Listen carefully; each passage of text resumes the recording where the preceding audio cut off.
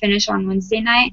Oh, So all we need to help do is just kind of describe what our numbers are, what they mean, and this is also the part where we do like graphs and stuff. So like maybe 2 or 3 graphs, no more than that. I don't want to like overdo it because I feel like too many graphs is just too much. yeah. So we'll talk about it more on Wednesday when Adriana is with us. Okay, Okay. yes, because she's not now. All right. So let's go ahead and get started on the group quiz. Does everyone have it open? Yes, I have I'm my. opening it right now. All right.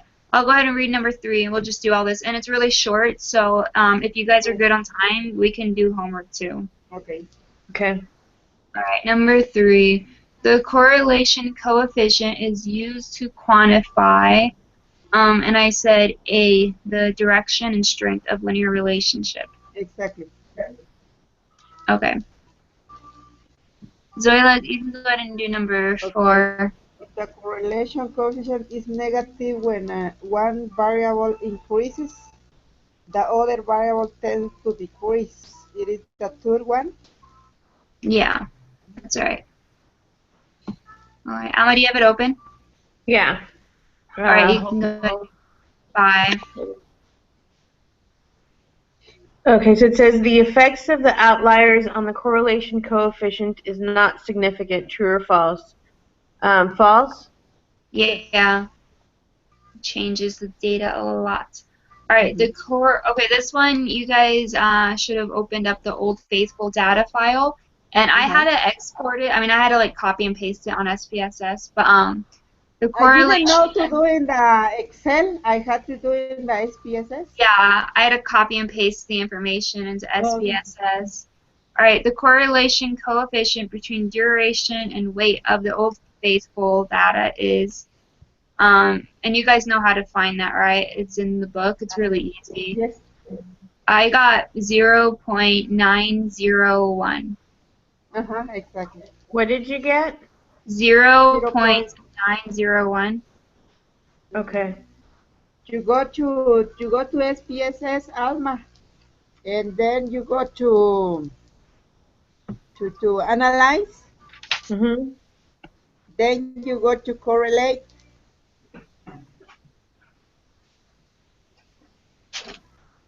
And then bivariate. By the rate. Uh-huh. And then you just move the variables that you want into the box. Exactly. Yeah, and then the number pops up right there. You'll see it. And then, but All right. Zoila, can you go ahead and do 7? the sixth one, The The 7. 7. the seven it is. Okay. The covariance of the duration and weight of the old faithful data is around to one decimal. It is 13.981. Yeah, and that one, do you all know how to do that one, right?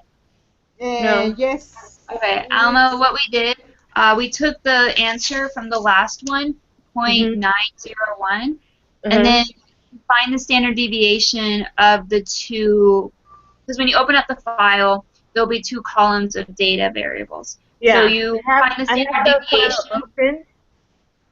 You have to Did you like open it? copy it into SPSS. Okay. Copy from your data, and And then you take your SPSS, yeah, and then and open then there the data. yeah, do what Zoila said to get the correlation coefficient. And So then you make go sure to when you analyze. copy and paste, make sure when you copy and paste it, you don't copy and paste the very top like variable names, Okay. or well, or it won't calculate the numbers for you because there's a word in there. Okay. So when you copy it to And SPSS, do what Zoila said and go to analyze. Analyze, and Uh-huh. then closer to the bottom, or like further down than what you're used to clicking, there's a spot for correlation. Click on Uh-huh. that, and then go to Favorite. bivariate. What's called? Yeah, bivariant or Uh-huh. variate, whatever. And then when you get to bivariate, you just move your 2 variables into the box variables, and then you just click OK. Okay. And then what I did next, I just went back to the data, and then I just went to analyze descriptive statistics, and I found the standard deviation of both of the variables doing that. I just moved both the variables to the variable box. And when you click OK, it'll show you the standard deviation for the two variables. So to find the covariance, you have to multiply the first standard deviation, the second standard deviation, and the correlation coefficient. So when you do all of that, you should get what we got in number 6.901 times 1.139, the first standard deviation, times 13.59, the second standard deviation. And you'll get 13.9. Okay. It's really easy when you go back and do it. It's way easier than you think. All right. Alma, do you want to do number 8? Sure. It says questions 8 through 13 associate the scatter plot with the correlation. This is our formula. I don't know if you can see it. This is the formula that we have to. I don't know if you can see it. For our. A little bit. Scoot it over some more. Yeah. The green isn't coming out. Okay. If you go to the very, very, very bottom, there's summary, and it'll have it there. All right, you can go ahead and go. So it says associate the scatter plot with the correlation coefficient. Type the letter into the box. Okay. R equals 0.0. Yeah. So Um. let me go back to that formula thing. Ellie, do we have to put, if we put like the ABC and the ones that we have, now for homework, we have some in the textbook that we show up. And so if you go and see them, it will help you to choose which one goes with each of the questions. Yeah, the textbook was really helpful in comparing. So for number 8, I put C because it's just like a bunch of dots everywhere. It's no line. Exactly. And then we can just go through these and figure out if we agree on them. For number 9, I put A because 1 is a positive number, and it's 1, which means it's a straight line. Exactly.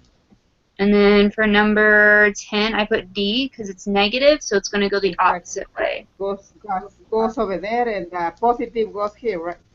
And then number 11, I put B because it's not quite 1, but it's still positive, so it's still going to go that way. And then for number 12, I put E because it's a negative number and it's not quite 1, so it's not going to be a straight line, but it's still going to go this way. And then number 13, I put F because it's negative, so it's going this way, and it's closer to 0, so it's more static. Yeah, pretty much. So, all right, I'll go ahead and read number 14. So this is the math self-efficacy data file, which I had to go pull up by myself from the data files from the book. The correlation coefficient between score and confidence on the math self-efficacy data is, I got 0.728. And we found that the exact same way we found number 6. So. And for the 15, the covariance of score and confidence of the math self-efficacy data is 11.184. Yeah, and we got that by doing the two standard deviations are 0.939 and 16.69. And then you multiply it by 0.728 to get that. What did you say that number 15 was? 11.184. And 14 was 0.7? 28. .728. All right. Well, I got 100 on it, so you guys should have gotten 100. You got the 100.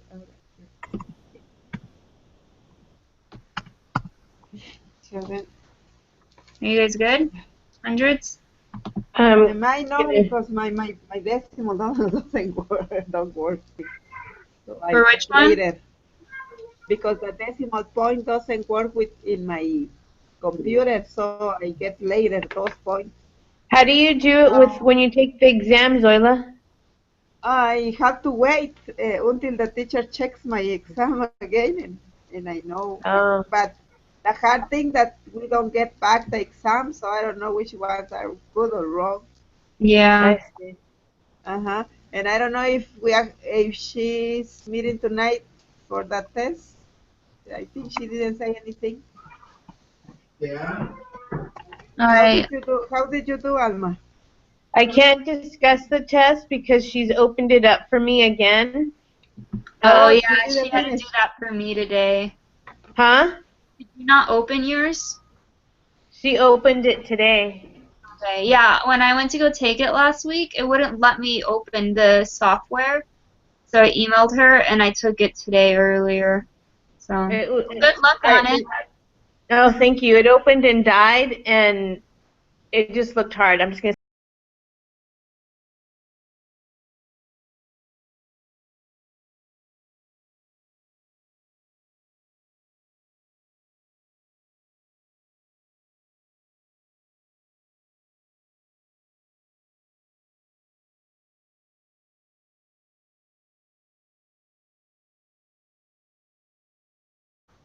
She opened it today. Okay, yeah, when I went to go take it last week, it wouldn't let me open the software. So I emailed her and I took it today earlier. So good luck on it. Oh, thank you. It opened and died, and it just looked hard. I'm just gonna.